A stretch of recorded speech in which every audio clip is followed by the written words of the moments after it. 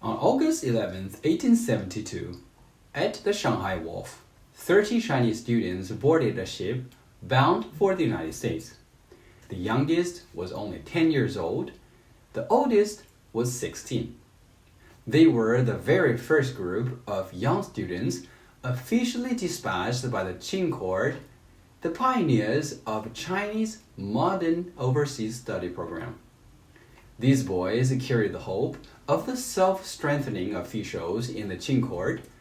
Their mission was to help make the country rich and strong and shape the future of the Qing Empire itself. Before they boarded the ship, every child's parents had to sign a formal life or death contract with the Qing Court. The contract's key provisions were: if the children fell ill or died abroad, the court would assume no responsibility whatsoever. After completing their studies, the two students must return to China immediately and obey whatever assignments this court gave them. They were strictly forbidden from staying or lingering abroad. What did the boys see and learn once they reached America? How did they live there? And what kind of treatment awaited them when they returned? And today, we will tell the full story of these first 120 young Chinese students sent to the United States. To understand this program, we must meet Rong Wen. Rong Wen was born in 1828 in Guangdong province to a poor fishing family. In 1834, an American missionary named Samuel Robbins Brown opened the Morrison School in Macau. In 1847, when Brown was ready to return to the United States, 19-year-old Rong Wen volunteered to go with him. He wanted to see the outside world. And 3 years later, in 1850, Rong Wen entered the Yale University, the first Chinese students ever to study there. In 1852, at the age 25, he became a naturalized American citizen. In his autobiography, Rong Wen wrote, "During my school years, I often felt deep sorrow over the corruption of Qing dynasty. Whenever I thought of the suffering of the people back home, I became depressed. If I had never received this education or experienced Western civilization, I would not have felt such a heavy burden. The more knowledge I gained, the heavier the load on my shoulders. In my fourth year at the university, I developed a strong desire to bring the modern education I had received back to the Qing Empire." A pastor named Joseph Twitch sponsored Yongwen's studies. Before graduation, Twitch hoped Yongwen would become a missionary and offered church funding. After careful thought, Yongwen refused. He could not bear the idea of not bringing his knowledge back to China. In November 1854, he returned home, arriving in Guangdong in April 1855. Full of ambition to modernize China through education. Upon his return, Rong Wen witnessed the brutal suppression of the Taiping Rebellion. Viceroy Ye Mingchen ordered mass executions in Guangdong. Rivers of blood, and most victims were innocent. Rong Wen later learned that 75,000 people had been killed in the region. The horror made him question the Qing dynasty. He even traveled to Nanjing in 1860 to meet the Hong Rengan, the gun king of the Taiping Rebellion, and offered several reform proposals. But he ultimately declined an official position because he saw that Taiping cause was failing. He then sought out Zheng Guofan in Anqing City. Their first meeting was tense. Zheng Guofan stared at him silently for several minutes with piercing eyes. This is a method that Zheng Guofan used to judge other people's character. Though the meeting felt awkward, Zheng Guofan later praised Yongwen in his letter for his deep understanding of the Western world. In late 1862, Zheng Guofan summoned him and entrusted him with purchasing advanced machinery in America for the Anqing arsenal that Zheng Guofan had built China, where Zheng Guofan had built the first China steam engine and the first steel steamship. Zheng Guofan and Li Hongzhang gave Yongwen 65,000 taels of silver, an enormous sum with complete trust. 2 years later, Yongwen returned with over 100 pieces of the latest equipment, laying the foundation for the Jiangnan Manufacturing Bureau. From then on, he became one of Zheng Guofan's most entrusted advisors. Yongwen never forgot his dream of sending Chinese youth abroad. In 1868, he shared his idea with his friend Ding Richang, then governor of Jiangsu province. Ding submitted a proposal, but it received no reply. In 1870, Rongwen finally convinced the powerful Zheng Guofan. In 1871, Zheng Guofan and Li Hongzhang jointly submitted a detailed memorial to the throne. The plan was finally approved. This is unusually quickly for foreign affairs matters at the time. Two main reasons made it possible. Number one is the 1870 Tianjin massacre, also called the Tianjin religious case. When it had occurred, a violent anti-foreign and anti-Christian riot, local residents, fueled by the rumors and deeply resentment toward the foreign influence, they have killed several French missionaries, nuns, and Chinese Christian converts. This incident was terrifying for the Qing court, which it feared could provoke another foreign invasion like the Anglo-French forces entering Beijing in 1860. For a time, the voices advocating learning from the West gained the upper hand over the conservative opposition. 1868 Burlingame Treaty also explicitly allowed China to send students to America under most favored nation treatment. The approved program called for 120 students, 30 students per year for a consecutive 4 years to study in the United States for 15 years in military, in political, and technical schools.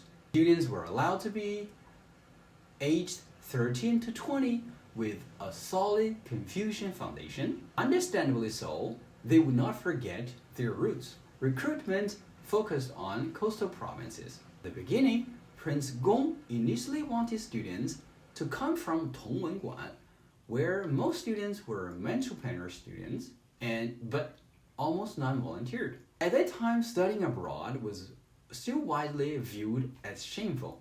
Rumors spread that foreigners would skin the boys alive and exhibit them as monsters. Rongwen personally recruited in his home village and Hong Kong schools. The final 30 students in the first group were all from ordinary families, none from the better or high official backgrounds. Because the students would be away for 15 years, every family again signed the strict life or death contract described earlier. On August 11, 1872, the first group of 30 students left Shanghai. 3 more groups followed, totaling 120.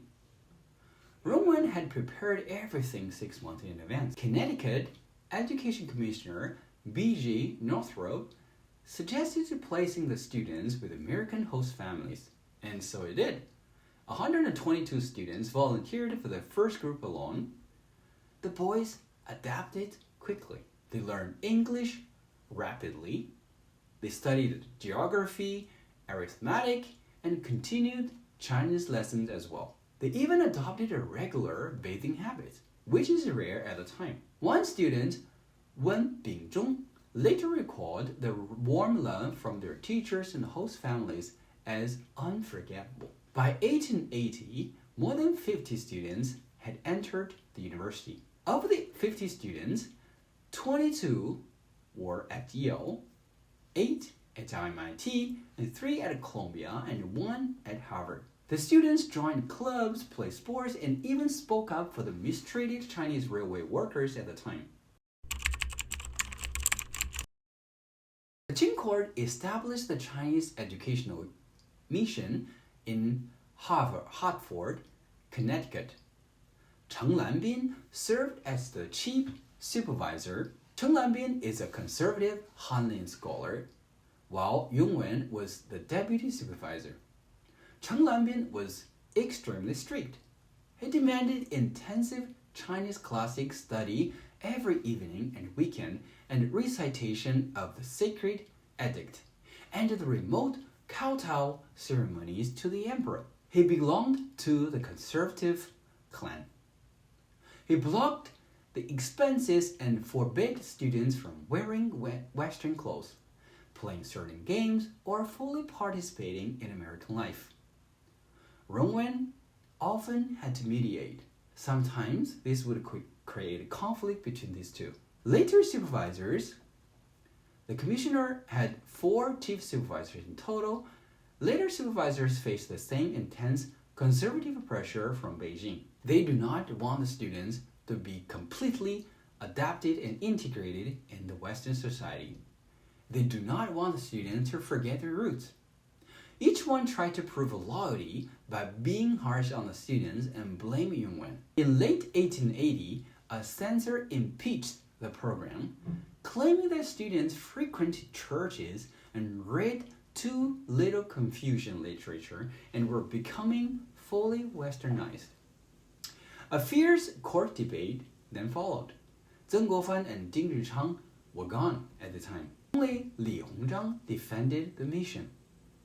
The new supervisor, Wang Jiashan, clashed with everyone and recommended immediate recall, saying the students had forgotten the Chinese rules. Li Hongzhang fought alone but could not prevail against the overwhelming conservative tide in the court.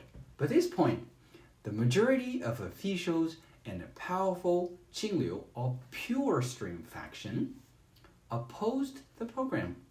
They viewed it as a dangerous and un-Confucian. Hongzhang, even as a high-ranking Beiyang minister, lacked sufficient allies and political capital to override the collective opposition after 4 years of constant pressure. Prince Gong ultimately ordered the students recalled in 1881, most after 9 to 10 years instead of 15 years of study. Rongwen was dismissed. The boys returned heartbroken. And in San Francisco, they played the one last baseball game while local Chinese cheered. One student, Huang Kaijia, wrote a patriotic poem full of hope. 10 years of study in the public school. Indeed, wealth and honor come from learning. Oh, the golden list my name shall sign, straight into imperial capital to serve as a pillar of the state. This is a bitter homecoming. Reality was true. Upon arrival in Shanghai, soldiers escorted them like prisoners to the abandoned and decaying Qiushi Academy. There is no welcome, there is only surveillance. They were labeled as fake foreign devils. They were more hated by the real foreigners. Promised official positions disappeared, and these students were scattered into low-level technical jobs at telegraph bureaus, at shipyards, and machinery factories and naval schools. Rongwen, knowing the news, was devastated. He confronted Li Hongzhang in Tianjin, blaming him for not fighting enough. Li Hongzhang's pain was equally deep. Rongwen wrote, "Even though the students have been recalled, the seeds of Western culture have been deeply planted in them. Once sown, they will sprout sooner or later." He was right. And they did. Although denied high office at first, these returned students shone wherever placed. Just a few examples. Zhang Tianyou built China's first independently designed railway. Several died heroically defending China. Wang Shaoyi helped negotiate the Qing abdication in 1911 and 1912, and he became the first premier of the Republic of China. Others rose to become foreign ministers, naval commanders, and engineers and educators. They may not have remained loyal to Qing dynasty, but they remained fiercely loyal to China.